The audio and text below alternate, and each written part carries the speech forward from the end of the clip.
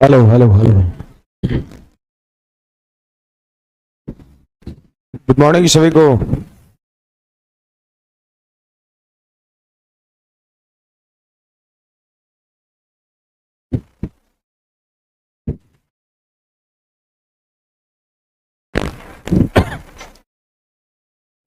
Height and distance का सवाल करना है ना।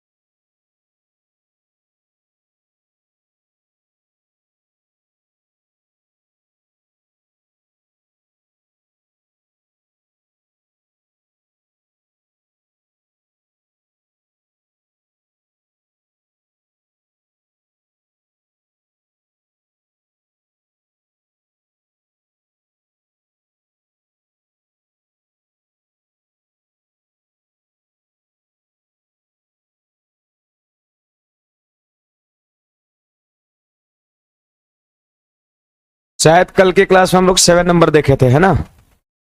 आइए क्वेश्चन नंबर 8।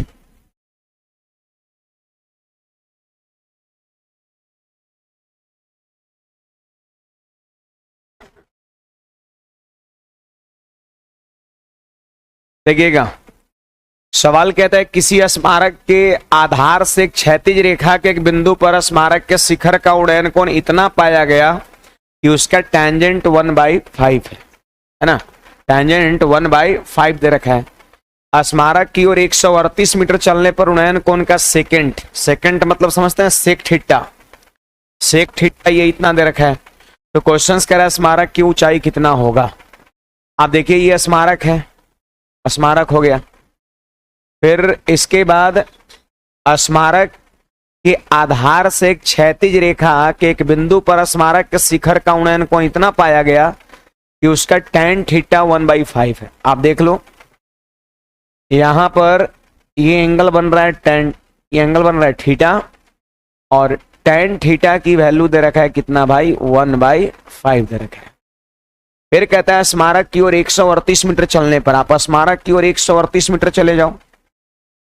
स्मारक की ओर 138 मीटर आप चले जाइए, 138 मीटर आप चले जाइए, 138 मीटर आप चले जाइए। तो ऐसी स्थिति में यहां पर जो कोण बनेगा ना, ऐसी स्थिति में यहां पर जो कोण बनेगा वो आपका मैंने अल्फा लगा दिया और सेक अल्फा का मान दे रखा है आपका। आप देखिए यहां पर सेक अल्फा का मान दे रखा है √193/12। तो सवाल कहता है स्मारक की ऊंचाई कितना होगा, आप हमें बताओ। यही क्वेश्चन स्मारक की ऊंचाई आपसे पूछता है। तो बहुत आसानी से कर सकते हैं। आप देखिए जरा, ये आपका हो गया P और ये क्या हो गया B हो गया। P/B यानी कहने का अर्थ ये है कि अगर ये 1 हो जाएगा, अगर ये 1 हो जाएगा पूरा यहां से यहां तक 5 हो जाएगा, है कि नहीं बात। tan अल्फा तो 1/5। अब देखो ये क्या है आपका H है, ये H है और ये पता है क्या B है। तो क्या P निकल जाएगा, बहुत आसानी से P निकलेगा, बहुत आसानी से नहीं निकलेगा P। तो P = √h²। बोलिए तो हो जाएगा 193 और -12 का स्क्वायर 144। तो पता है कितना हो जाएगा 49 और 49 का वर्गमूल 7। यानी कह सकते हैं सेक अल्फा में लंब का मान 7 होगा और आधार का मान 12 होगा। तो आप देखो लंब का मान 7 और आधार का मान 12, ये अल्फा के लिए हो गया। लंब का मान कितना 7 तो आधार का मान 12 हो गया। देखिए P/B। अब यहां पर आप बताइए कि दोनों एंगल के लिए कौन सी साइड कॉमन है। दोनों एंगल के लिए कौन सी साइड कॉमन है, तो सिंपल बात है लंब है। दोनों एंगल के लिए लंब जो है ना वो आपका कॉमन है। तो जो कॉमन है उसको बराबर करना ही तो बैलेंसिंग है। जो भुजा दोनों में है उसको बराबर करना ही बैलेंसिंग है। तो आप बताइए, ये दो भुजाओं को बैलेंस करना है तो सिंपल बात है, ये 7 से गुणा हम यहां कर देंगे और ये 1 से गुणा हम यहां कर देंगे। समझ में आ रहा बात? हाँ, ये 7 से गुणा हम यहां कर देंगे और ये 1 से गुणा हम यहां कर देंगे। तो देखो, यहां तो 1 से गुणा किए तो यहां 1 से गुणा करने पर कोई प्रभाव नहीं पड़ने वाला है, लेकिन इसमें 7 से गुणा किए और इसके साथ रेशियो ये है तो यहां 7 से हम गुणा कर देंगे। थीटा के लिए रेशियो क्या था? 1/5। अगर यहां 7 से गुणा तो यहां भी 7 से गुणा। ठीक है, अब सुनिए, यहां से यहां तक रेशियो कितना? 35 और ये कितना? 12। तो ये कितना बच गया? 23 बच गया। यहां से यहां तक 35 और ये कितना? 12। तो ये बन गया 23, ये बन गया 23। तो कह सकते हैं 138 मीटर जो है ना, 138 मीटर वो 23 रेशियो के बराबर है। तो 23 से हमने क्या किया? डिवाइड कर दिया। 23 से हमने डिवाइड कर दिया तो एक रेशियो का मान निकल गया। क्या? एक रेशियो का मान निकल गया। अब कहता है कि इसकी ऊंचाई बताओ कितना है? तो ऊंचाई तो 7 के रेशियो में है, तो 7 से गुणा कर दिया। अब देखिए 23 से कट जाए कितने बार में? 6 बार में, और 6 सते 42 और 42 मीटर हमारे सवाल का सही जवाब ऑप्शन नंबर सी हो जाएगा। ऐसा ही सवाल तो था पिछले क्लास का आखिरी वाला।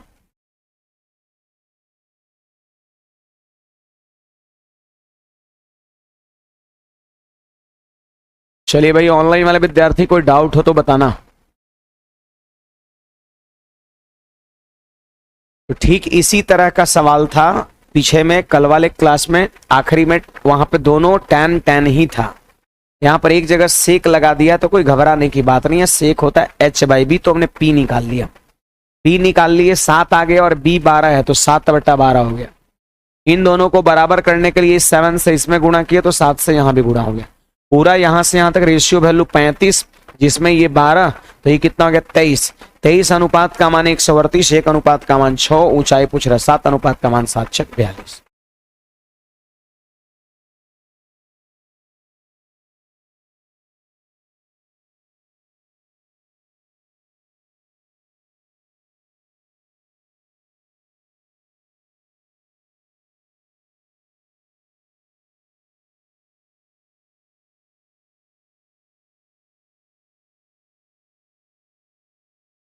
चलो, कुछ लोग एब्सेंट है क्या आज?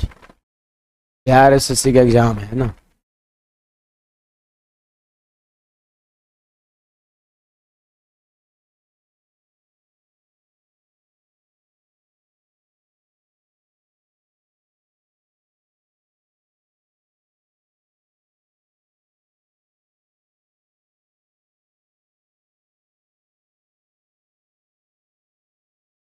चलिए आगे बढ़ते हैं।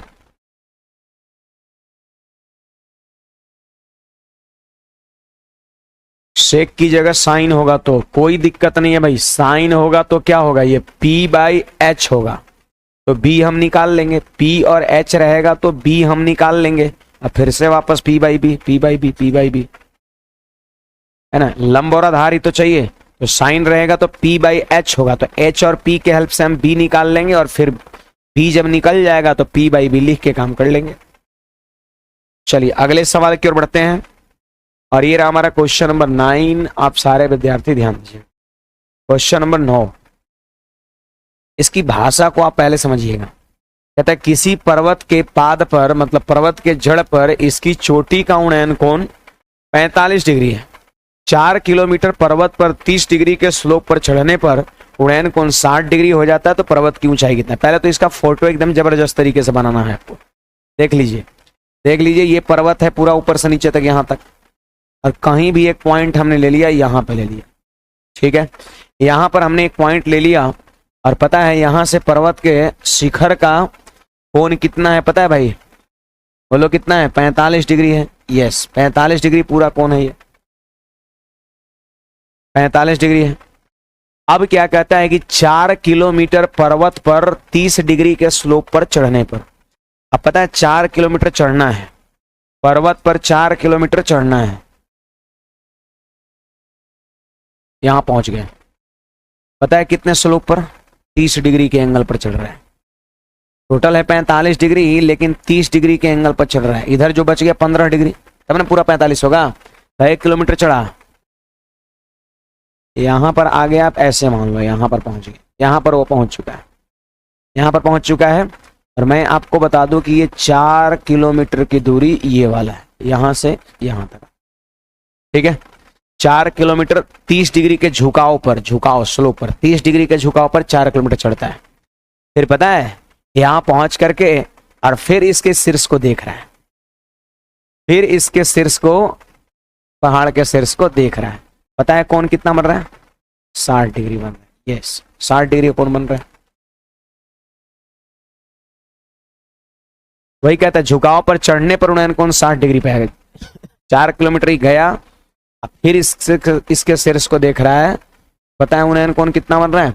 60 डिग्री बन रहा है। हाँ, अब कहता है पर्वत की ऊंचाई कितना होगा। आपसे इस पर्वत की ऊंचाई क्या करता है, पूछता है। कहता है बताओ इस पर्वत की ऊंचाई कितना है ऊपर से नीचे तक। तो क्या कर पाएंगे? बहुत इजी वे में कर पाएंगे। आप सब लोग सुनिए, देखो ये कितना डिग्री है और ये कितना होगा? अरे 90 पूछने की बात है, 90 होगा आपका। तो बताओ ये कितना? 30 डिग्री, 30 डिग्री। और ये 30 तो ये कितना? 15 डिग्री। क्यों? क्योंकि 90 और ये 45, तो ये भी 45 ना।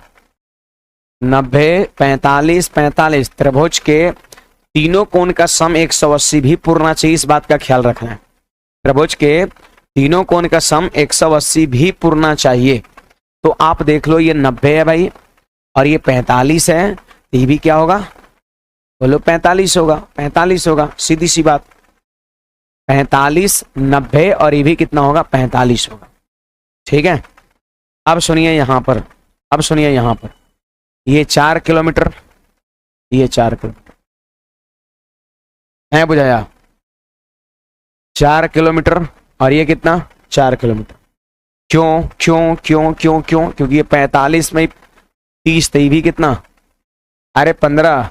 और आपको मैंने पढ़ाया, थोड़ा सा माथा लगाना इस सवाल में, आपको मैंने अक्सरा बताया है, आप जान लीजिए कि किसी भी त्रिभुज की दो भुजा जब बराबर हो तो उसके सामने का कोण आपस में बराबर होता है। या फिर यूं कहें कि दो कोण बराबर हो तो सामने की भुजा बराबर होती है। ज्योमेट्रिकल कॉन्सेप्ट है, ज्योमेट्री में हम लोग पढ़ेंगे। किसी भी त्रिभुज की दो भुजा जब बराबर हो तो सामने का कोण बराबर, अगर दो कोण बराबर हो तो सामने की भुजा बराबर। तो आप आ जाइए इस वाले ट्रायंगल में, ये जो आपका ब्लू कलर से है ना, ये ट्रायंगल, ये ट्रायंगल। बताओ ये कोण कितना डिग्री है? 15 डिग्री। अरे ये कोण कितना? 15 डिग्री। तो क्या सामने की भुजा बराबर नहीं होगा? एकदम 100% होगा, 100% होगा सामने की भुजा बराबर। देख लो ये वाले जो ब्लू कलर का जो ट्रायंगल है ना, उसमें हम चल रहे हैं। देख लीजिए, ये कोण हमारा 15 है और ये कोण हमारा 15 है, तो सामने की भुजा बराबर होगा। तो इस कोण के सामने की भुजा 4 किलोमीटर, तो इस कोण के सामने की भुजा ई भी हो जाएगा 4 किलोमीटर। क्या? ई भी हो जाएगा 4 किलोमीटर। अब हमसे पूरा पहाड़ पर्वत की ऊंचाई पूछता है। चलिए कॉन्सेप्ट लगा दीजिए, बोलिए सारे विद्यार्थी यहाँ पर 60 डिग्री का रेशियो बोलो, बोलिए √3/1 और 2 कौन बोलेगा? √3, 1, 2 जरूरी है यहाँ पर 2 बोलना। पता है क्यों? क्योंकि इस त्रिभुज के लिए कर्ण दिया है 4 किलोमीटर, है ना। तो 60 डिग्री का रेशियो क्या होता है? √3, 1, 2। बोलिए 2 रेशियो का मान 4 किलोमीटर, तो 1 रेशियो का मान 2 किलोमीटर, तो √3 रेशियो का मान 2√3 किलोमीटर। यानी आपको नहीं लग रहा है यहां से यहां तक का निकल गया है? नीचे वाला और निकाल के जोड़ देना, आंसर हो जाएगा। अब आ जाओ यहाँ पर 30 डिग्री पे। 30 डिग्री का रेशियो सब लोग बोले 60 से 1√3, 2। 2 रेशियो बराबर 4 किलोमीटर, तो 1 रेशियो बराबर 2 किलोमीटर। तो ई 1 रेशियो में, तो ई भी 1 रेशियो में ना जी, तो ई कितना हो जाएगा? 2 किलोमीटर हो जाएगा। तो कहता है पर्वत की ऊंचाई, छापिए, हो गया। पर्वत की ऊंचाई देखिए 2√3 ऊपर और 2 नीचे, जोड़ दिए और 2 को कॉमन कर लिए, तो हो गया 2 × √3 + 1 किलोमीटर। मार दीजिए 60 से ये नंबर को।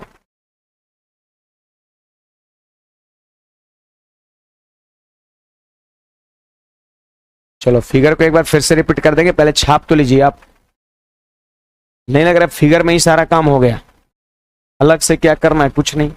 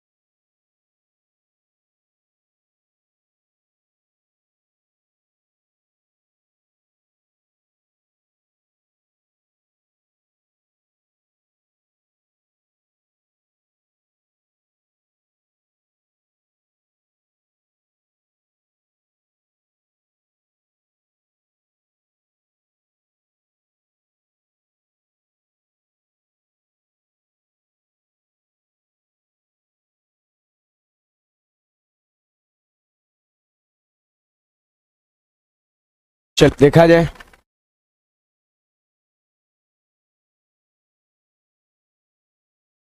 बोलिए।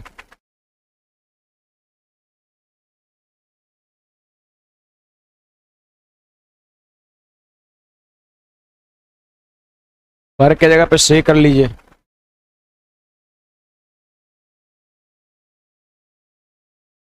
किसी पर्वत की पात से इसकी चोटी का उन्नयन 45 डिग्री से होना चाहिए वहां पर।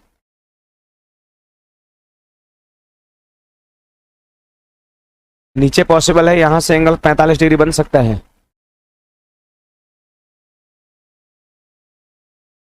क्या एक और कहीं भी इधर होगा तो फिगर फिर ऐसे बनेगा। 45 डिग्री बनाने के लिए कहीं तो इसका जड़ पर थोड़ी डिस्टेंस पर ही लेना पड़ेगा पॉइंट, थोड़ी अपनी कॉमन सेंस लगाना है ना। इसके जड़ पर थोड़ी डिस्टेंस पर लेना पड़ेगा तभी तो 45 डिग्री बनेगा। तो 45 डिग्री लिखा है उसके हिसाब से पता चल रहा है कि जड़ पे ही लेना है, नीचे ही लेना है, लेकिन कहीं डिस्टेंस पर लेना है, तभी हो पाएगा। चलिए मैं एक बार फिर से रिपीट कर दे रहा हूँ, सुनिएगा सब लोग। यहां पर समझने का प्रयास करिएगा। सबसे स्टार्टिंग में बोल रहा था किसी पर्वत के पाद से इसकी चोटी का उन्नयन कोण 45 डिग्री है, तो ये पर्वत हो गया आपका, और नीचे में उसके जड़ पर है ना एक बिंदु हमने ले लिया, और यहां से कोण पूरा ही कितना बन रहा है, 45 डिग्री बन रहा है आपका। आप देख लो जरा, 45 डिग्री का कोण बन रहा है, यहां पर 45 डिग्री बन रहा है। फिर सवाल कहता है कि देखो ई 90 डिग्री, आई पूरा 45 डिग्री, तो यहां भी पूरा कितना बनेगा, 45 डिग्री बनेगा। अब कहता है कि 30 डिग्री के झुकाव पर, 30 डिग्री के स्लोप पर 4 किलोमीटर चढ़ रहा है। देखिए 30 किलोमीटर स्लोप पर 4 किलोमीटर चढ़ा है, यहां पहुंच गया 4 किलोमीटर। एंगल कितना है, 30 डिग्री आपका। फिर यहां से इसके शिखर को देख रहा है तो कितना बन रहा है, 60 डिग्री बन रहा है। अब देखिए 60 डिग्री का रेशियो बोलिए तो √3 1 2, और यहां पर 30 डिग्री का कितना 1 √3 2। अब देखिए ये 90 डिग्री है, 60 डिग्री है, तो 30 डिग्री होगा, और पूरा 45 में 30 कितना होगा, 15 होगा।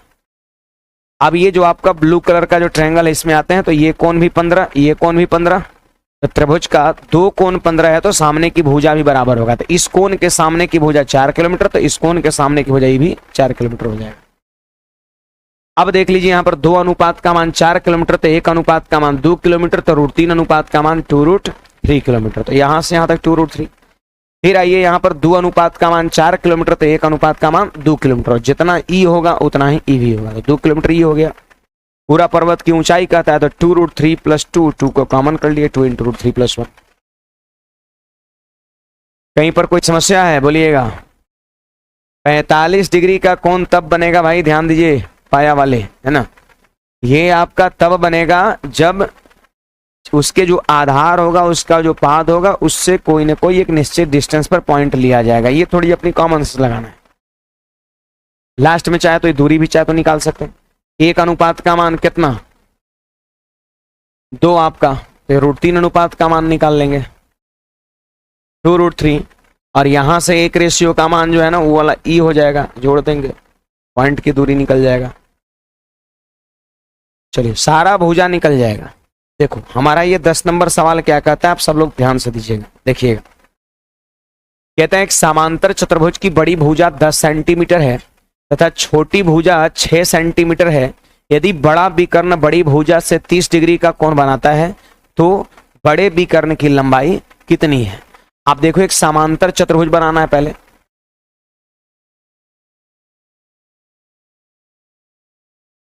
देख लीजिए, ये समांतर चतुर्भुज है पैरेललोग्राम, जिसकी आमने सामने की भुजाएं बराबर और समानांतर हो। सवाल कहता है कि समांतर चतुर्भुज की बड़ी भुजा 10 सेंटीमीटर है। देखो ये 10 सेंटीमीटर है, ये भी 10 होगा, आमने सामने की भुजा बराबर होता है। छोटी भुजा 6 सेंटीमीटर है, वो दिया हुआ है ना, 10 10 6 6। यदि बड़ा विकर्ण बड़ी भुजा के साथ 30 डिग्री कोण में, देखो ये बड़ा विकर्ण हो गया, ये बड़ा विकर्ण। देखो समांतर चतुर्भुज में एक विकर्ण बड़ा होता है और दूसरा विकर्ण छोटा होता है, ये बड़ा विकर्ण है और बड़ी भुजा के साथ 30 डिग्री का कोण बना रही है। आप सारे विद्यार्थी ध्यान दीजिए, देख लिए यहां पर ये बड़ी भुजा है और इसके साथ बड़ा वाला विकर्ण 30 डिग्री का कोण बना रही है। फिर कहता है इसके बाद कि तो बड़े विकर्ण की लंबाई कितना होगा, आपसे पूछा जा रहा है। बड़े विकर्ण की लंबाई कितना होगा आपसे पूछा जा रहा है। बस इतने सवाल देकर लंबाई पूछे तो आपको नहीं लग रहा है कि हम रेशियो का कॉन्सेप्ट तब लगाएंगे जब समकोण त्रिभुज होगा, जब एक कोण 90 होगा तभी लग पाएगा। जो √3 1 2 या 1√3 2 1 1√2 या फिर 15 वाला आपका √3 + 1 √3 - 1 2 ये कॉन्सेप्ट हम तब लगाते हैं जब क्या, जब समकोण त्रिभुज होता है। जानते हैं यहां पर थोड़ी सी कलाकारी करेंगे या कह सकते हैं इसको कंस्ट्रक्शन कह सकते हैं। हमने कंस्ट्रक्शन किया, कंस्ट्रक्शन किया मतलब क्या, यहां से हमने इस पे लंब डाल दिया, हमने यहां से इस पे लंब डाल दिया, कंस्ट्रक्शन किया। नामकरण कर देते हैं, ABCDE कर दिया, यानी यहां पर ये कंस्ट्रक्शन हो गया आपका। CE लंब, BD डाला, लंब का इसे सिंबल होता है ऐसे ऐसे, देखिएगा ज्योमेट्री के सवाल में ऐसे सिंबल लिखा रहता है। C लंब, BD डाला, CBD पर लंब डाल दिया। अब लंब डाल दिया तो आप देख लो इधर भी समकोण त्रिभुज बन गया, उधर भी समकोण त्रिभुज बन गया। हमारा मेन मकसद है पता है, इस वाले त्रिभुज से DE निकालना और इस वाले त्रिभुज से EB निकालना और फिर दोनों को जोड़ देना, विकर्ण निकल जाएगा बड़ा वाला, है कि नहीं बात। तो ये चीजें यहां पर ही आपको कंस्ट्रक्शन करना पड़ेगा राइट एंगल ट्रायंगल बनाने के लिए। अब चलिए सब लोग बोलिए बोलिए बोलिए जी, 30 डिग्री का रेशियो बता सकते हैं? अरे बोलिए जल्दी से। 1 √3 2। ध्यान से, कोण के सामने वाली भुजा को लंब कहते हैं, 90 डिग्री के सामने वाली भुजा को कर्ण कहते हैं और ये आधार हो गया। तो देखो 1 √3 2, बोलिए 2 अनुपात का मतलब 10 सेंटीमीटर, ये सब सेंटीमीटर में है, ये सब सेंटीमीटर में है। तो 2 अनुपात का मान 10 सेंटीमीटर, तो 1 अनुपात का मान 5 सेंटीमीटर, तो √3 अनुपात का मान 5 √3 सेंटीमीटर। ये हो गया यहां से यहां तक। आपको नहीं लग रहा है ये वाला निकालना है? कैसे निकलेगा तो बोलो, 2 अनुपात का मान 10 सेंटीमीटर, तो 1 अनुपात का मान, तो 1 अनुपात का मान 5 सेंटीमीटर। आपको लग रहा है कि 6 है, आई 5 है, तो EB नहीं निकल जाएगा? अरे EB निकलेगा कि नहीं निकलेगा? देखिए ये 2 अनुपात का मान 10 था, 1 अनुपात का मान 5 था, 1 अनुपात का मान ही 5 हो गया, 5 है और 90 के सामने कर्ण 6 है, तो ये वाला नहीं निकलेगा। ये भी √ कर्ण का स्क्वायर माइनस लंब का स्क्वायर 5 का स्क्वायर, तो √11 हो गया क्या। अब कहता है बड़े विकर्ण की लंबाई बताओ कितना है, बड़ा विकर्ण की लंबाई कितना है। तो सिंपल बात है DE और प्लस में EB, बोलिए ना EB। तो DE का मान कितना, 5 √3 और EB का मान अभी है √11। यही हमारा आंसर हो जाएगा, ऑप्शन नंबर कौन सा, A हो जाएगा। तो कॉन्सेप्ट जो है ना वो आपका लगा हाइट एंड डिस्टेंस का ही। जब तक समकोण त्रिभुज नहीं बनेगा तब तक वो ट्रिपलेट बोल रहे, क्या कहना चाहिए, रेशियो नहीं लगेगा आपका, ठीक ना। तो यहां पर हमने क्या किया, समकोण त्रिभुज बना दिया लंब डाल करके।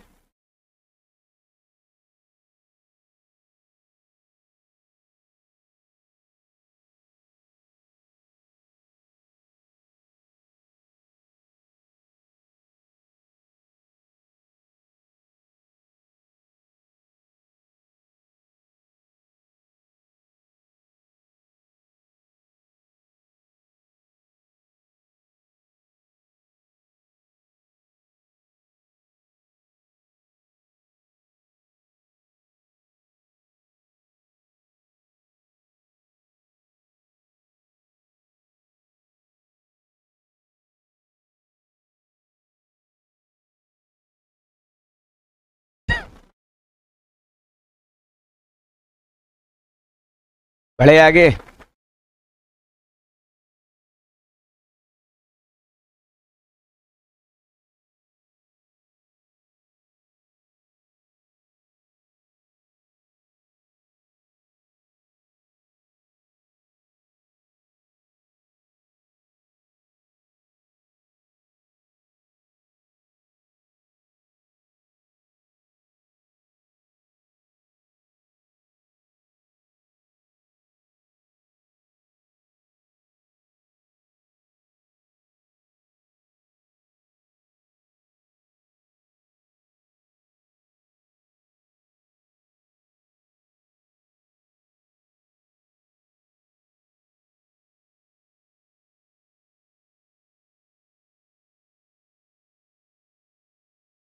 चलिए बढ़ा जाए आगे।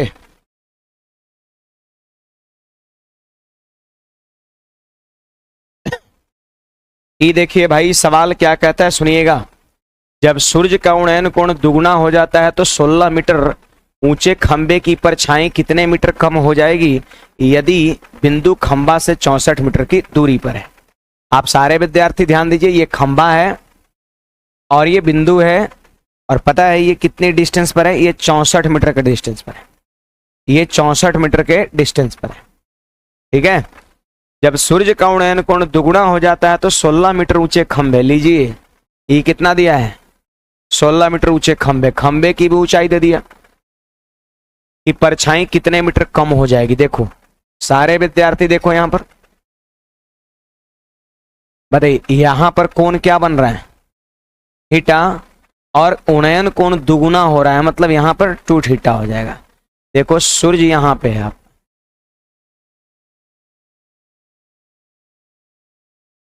है ना, ये आपका सूर्य, और यहां पर कोण यदि थीटा है तो यहां पर कोण कितना होगा, 2 थीटा आपका होगा, है कि नहीं बात। यहां पर कोण थीटा है तो यहां पर कोण कितना होगा, 2 थीटा हो जाएगा, हाँ 2 थीटा हो जाएगा। अब सवाल कहता है कि जब सूर्य का उन्नयन कोण दुगुना हो जाता है तो 16 मीटर ऊंचे खंबे की परछाई कितने मीटर कम हो जाएगी। 16 मीटर ऊंचे खंबे की परछाई कितने मीटर कम हो जाएगी, कितने मीटर कम हो जाएगी।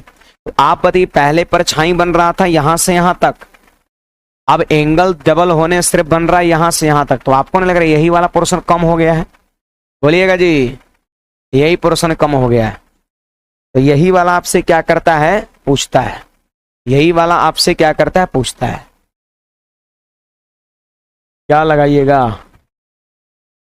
है ऐसा करिए, ध्यान दीजिए यहां पर, ये त्रिभुज है, त्रिभुज है, त्रिभुज है, हमने क्या किया, इसके एक भुजा को बढ़ा दिया, ये त्रिभुज था ए बी सी, हमने इसके एक भुजा को बढ़ा दिया, ठीक है। तो पता है जो बढ़ा दिया ना, बढ़ा दिया, वो उस एंगल को बढ़ाने से जो एंगल बना उसको हम लोग कहते हैं एक्सटीरियर एंगल कहते हैं, एक्सटीरियर एंगल जिसको हम लोग कहते हैं हिंदी में बहिष्य कोण या बाह्य कोण, ठीक है। देखो ये आपका एंगल जो है ना ए डिग्री है और ये वाला एंगल जो है ना वो बी डिग्री है, तो याद रखना एक्सटीरियर एंगल जो होता है ना वो ए डिग्री प्लस बी डिग्री होता है। आपको पता होनी चाहिए किसी त्रिभुज के जब एक भुजा को हम बढ़ाएंगे, किसी त्रिभुज के जब एक भुजा को हम बढ़ाएंगे तो जो बहिष्य कोण बनेगा वंतः सम्मुख कोण के योगफल के बराबर होता है, इन दोनों के सम के बराबर होता है। तो आप बताइए एक्सटेरियर एंगल इक्वल टू क्या होगा, ए प्लस बी हो जाएगा। तो आप थोड़ा सा माथा लगाइए। आप देखिए ये जो ब्लू कलर का जो आपका त्रिभुज है, ब्लू कलर से जो त्रिभुज बना हुआ है, आप बताओ इस वाले भुजा ऐसे बढ़ा दिया गया तो ये क्या बन गया, बहिष्कोण। और बहिष्कोण बताइए इन दोनों कोण के सम के बराबर होगा कि नहीं होगा। तो ये पूरा कितना है, 2 थीटा, 2 थीटा में ही कितना थीटा, तो ये भी क्या होगा, थीटा होगा। अगर ये 2 थीटा, ये थीटा, ये भी क्या होगा, थीटा होगा। देख लीजिए, क्योंकि बहिष्कोण इन दोनों के सम के बराबर होता है। यहाँ पे कोण 90 डिग्री है, 90 डिग्री है। अब सुनिएगा जी, आपको नहीं लग रहा है कि ये वाले डिस्टेंस और ये वाले डिस्टेंस दोनों बराबर होगा? क्यों? क्योंकि ये थीटा है तो इसके सामने का ये वाली भुजा और ये थीटा है इसके सामने का ये वाली भुजा, दोनों बराबर होगा कि नहीं होगा, बराबर होगा। यानी ये वाले डिस्टेंस और ये वाले डिस्टेंस दोनों क्या होगा भाई, बराबर होगा, बराबर होगा। चलो ऐसा करो, इस वाले डिस्टेंस को x मान लिए, निकालना भी तो हमें यही है ना, निकालना भी तो हमें है ये, और इस वाले डिस्टेंस को भी क्या कह देंगे, x कह देंगे। एक बात बताना कि पूरा यहाँ से यहाँ तक 64 है, 64 है, 64 है, और 64 में यदि ये इतना x हो गया, इतना x हो गया, तो क्या ये 64 माइनस x होगा? अरे होगा कि नहीं होगा? अब देखिए यहाँ पर रेशियो मेथड वगैरह नहीं लगेगा, रेशियो वगैरह यहाँ पे लगेगा क्या, नहीं लगेगा, एंगल थोड़ी ना पता है। तो ये कम से कम इतना चीज हम कर सकते हैं। आप बताइए इस वाले ट्रायंगल में आइए, बोलिए लंब स्क्वायर मतलब 16 का स्क्वायर, क्लियर, प्लस में आधार स्क्वायर यानी 64 माइनस एक्स का स्क्वायर, बराबर पता है क्या होगा, कर्ण का स्क्वायर यानी एक्स स्क्वायर।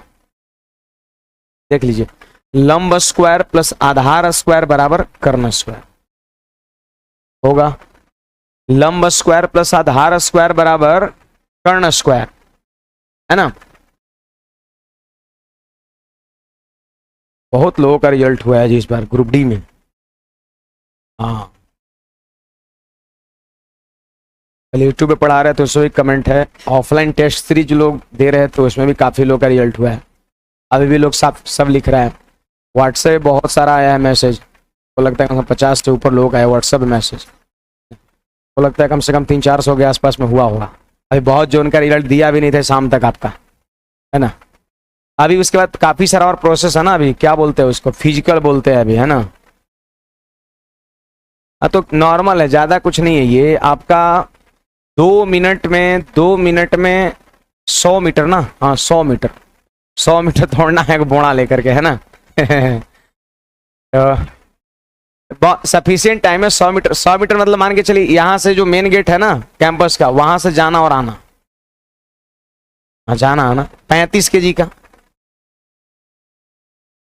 35 kg का, तो 35 kg का आपका है, ऐसे पकड़ लेना है।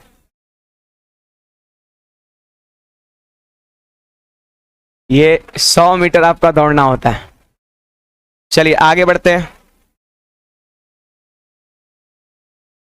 नॉर्मल चीज है, ज्यादा नहीं है, 1 मिनट सफिशियंट है, 2 मिनट बहुत टाइम होता है ना। बढ़े आगे, 16 का स्क्वायर प्लस इतना का square equal to X square. अब क्या करना है, सीधे ऑप्शन लगा देना है। क्यों? अगर ऑप्शन नहीं लगाइएगा तो फिर क्वाड्रेटिक नहीं बनेगा, यहां बनेगा क्वाड्रेटिक एक्स स्क्वायर, फिर उधर वाले एक्स स्क्वायर से कट जाएगा, ठीक है। मतलब नॉर्मली भी सॉल्व करेंगे तो चीजें आसानी से हो जाएगा, लेकिन क्वाड्रेटिक ही लगा देंगे, क्वाड्रेटिक ही लगा देंगे। आप देखिए एक्स के जगह पर हम क्या रखें जिससे कि ये चीजें सेटिस्फाइड कर जाए, ठीक है। तो एक्स का मान रख लो 34, क्या, क्योंकि देखिए 64 में से 34 घटेगा तो 30, और 30 का स्क्वायर 900, और 16 का स्क्वायर 256, जोड़ देंगे 1156, और 34 का स्क्वायर 1156 होता है। एलएचएस बराबर एलएचएस हो गया, आंसर हो गया।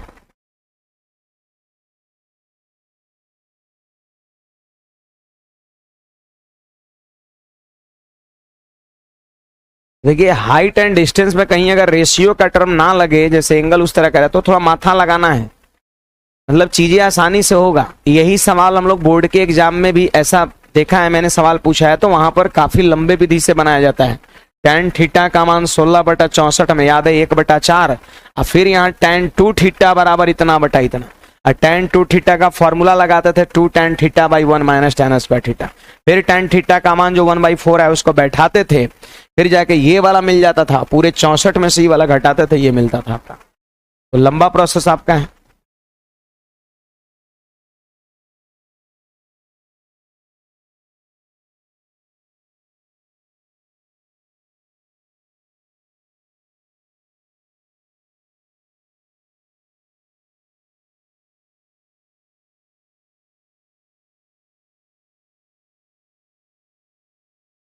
बड़े आगे।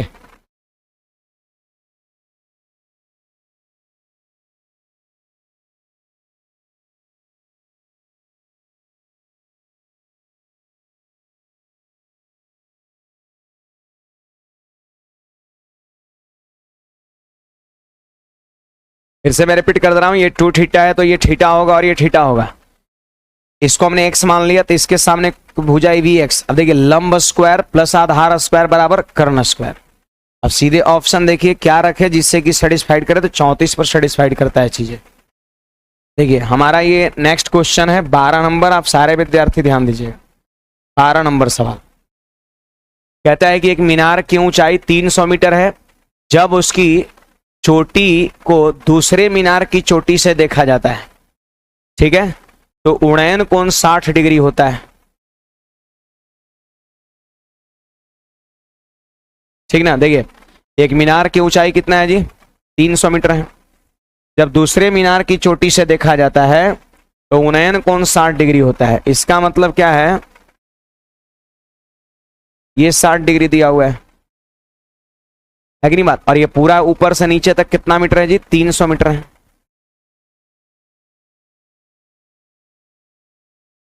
पूरा 300 मीटर है, एक मीनार की ऊंचाई 300 मीटर, जब उसकी चोटी को दूसरे मीनार की चोटी से देखा जाता है तो 60 डिग्री का उन्नयन। जब उसकी चोटी को दूसरे मीनार की चोटी से देखते हैं तो 60 डिग्री का उन्नयन कोण बनता है। उन्नयन कोण कब बनेगा, जब आदमी ऊपर देखेगा, यहां से देख रहा है छोटा बनेगा ये। अब सवाल ये कहता है, सुनिएगा, सवाल ये कहता है कि दोनों मीनार के आधार के मध्य की दूरी 120 मीटर है। आप देख लो इन दोनों मीनार के बीच का दूरी कितना है भाई, 120 मीटर है। तो सवाल कह रहा है छोटे मीनार की ऊंचाई कितना होगा, ये पूछा जाए। बस फिगर हमारा बनके तैयार हो गया, आंसर कर लो। देखिए आप बताइए 60 डिग्री का रेशियो कितना होता है, √3 1 2, √3 1 2, यस।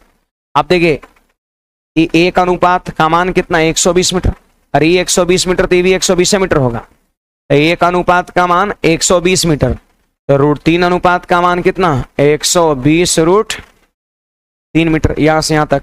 अब बोलिए पूरा कितना, 300, और 300 में जब ई वाला घटा देंगे तो नीचे वाला नहीं मिल जाएगा, नीचे वाला मतलब ये मिल गया। तो व्हाट इक्वल टू 300 जो कि पूरी हाइट है, उसमें से ऊपर वाली हाइट हम क्या करेंगे, 120 √3 को हम मिला देंगे। ठीक है, 300 पूरा हाइट है, ऊपर में 120 √3 है, उसको हम घटा लेंगे तो हमारा शेष वाला बच जाएगा। अब देख लो यहाँ पर 300 और 120 √3, 120 √3, 120 और √3 का मान पता है क्या होता है, 1.732 होता है। ठीक है, 1.732 होता है। तो आप इतना पे भी काम कर सकते हैं। 12 एकम 12, 12 8 96, इतना हो गया। 96 और 120 कितना हो गया, लगभग 96 और 120 कितना होता है, 200, 214, 214 से थोड़ा कम हो, 214 से थोड़ा कम, 213 ले लेते हैं, 212 ले लेते हैं, 300 में से घटा देंगे तो 212 अगर घटा दिए तो कितना बचा, 88। आपका 88 वाला आंसर हो जाएगा।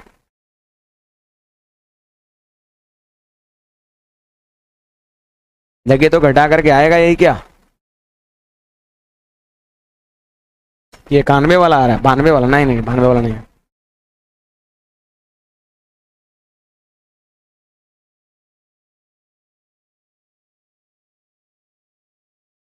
ज्यादा घटा लिया, हमको कम घटाना चाहिए था, है ना।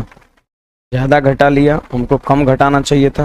कम घटता तो और मान ज्यादा आता। हाँ सही है, बात है जी, मान वहीं आएगा। हम 80 पर लिए हैं, 73 है तो थोड़ा ज्यादा ही मिलेगा आपका। हमने 80 पे कैलकुलेशन किया था 1.8 पर, तो 1.8 रखने की वजह से ज्यादा घट रहा है, लेकिन थोड़ा और कम घटना चाहिए, तो कम घटेगा तो मान और बढ़ेगा 92 वाला। ये सिंपल सवाल था, ये सिंपल फिगर।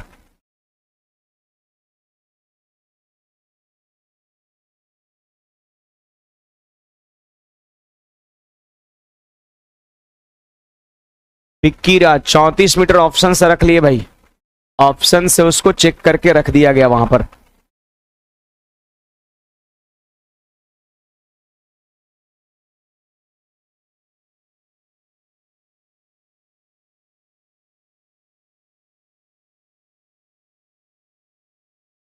बढ़े आगे,